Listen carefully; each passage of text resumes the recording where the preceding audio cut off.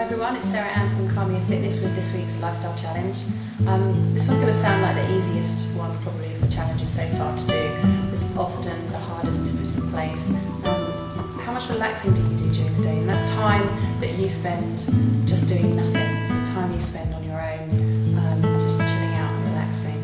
But it's not that much, maybe a couple of minutes, maybe half an hour, maybe an hour if you're really lucky.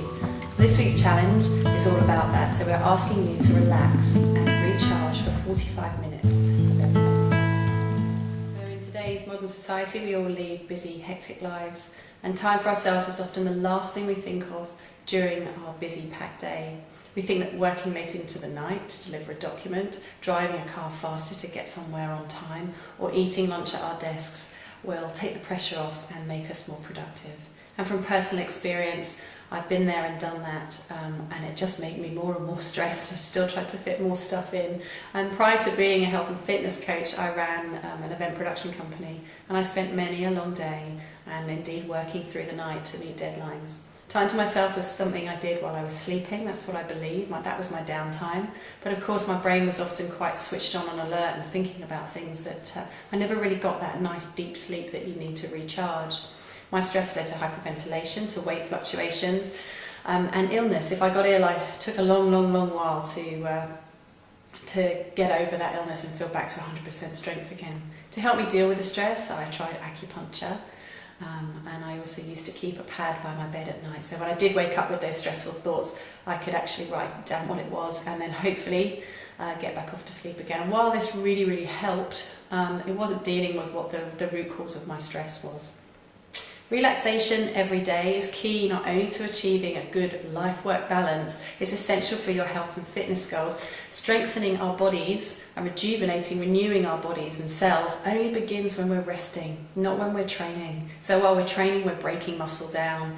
When we rest, it rebuilds stronger. And while we're sleeping, our brain files away all the stuff that it's taken in during the day into its own natural mental filing cabinet. Stresses on our body cause a hormonal survival response, triggering a cortisol release, and this increases our heart rate and blood flow to ensure we're ready to fight the danger or run away in response. If you're trying to lose weight, stress will lead to comfort eating. And stress also causes, with that hormonal response, the cortisol causes our bodies to suppress digestion as it pushes the blood to our extremities, ready to respond to what it reads as a danger. So your body sends out warning signs if you're stressed, and some of you might recognise some of this. You have poor digestion, hunger pangs, disturbed sleep, night sweats, feeling of fatigue, low libido, mood swings, and even muscle and joint soreness can be related back to stress. It's estimated that about 95 to 98% of diseases today are caused by stress. So it's really important that you can identify the stresses in your life, minimise them, cut them out if you can. If not, put things in place to help you deal with it. So this week, take 45 minutes to yourself every day, and we actively encourage you to work in as well as work out. Ways to relax. TV watching is not relaxing. We're often watching the news at night, aren't we, catching up on what's going on in the world. The bright lights, the artificial bright lights from the television actually stimulate that cortisol release, and especially if you're watching something like the news, which can often be quite stressful. So TV is not relaxation at all, and I'm really guilty of that myself. I totally hold my hand up, and I love watching TV to relax. Try eating lunch in the park instead of at your desk. So take time out of the office to just shut down, think about something else, maybe stroll around the block, get some fresh air, get some sunlight on your skin. Try some yoga or some meditation. And if that's not for you, try listening to music or sitting reading a very unstressful book. So again, don't pick up the latest thriller. You want to read something that's maybe going to inspire you.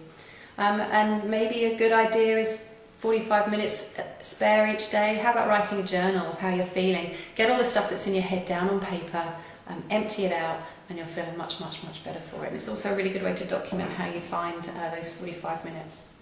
So try to work in and spend some me time for 45 minutes a day over the next week. Shut out all those stresses and worries and learn to recharge. You'll feel relaxed and you'll feel ready to take on anything, I promise. And this has to be one of the easier sounding challenges, but I bet you find it one of the hardest.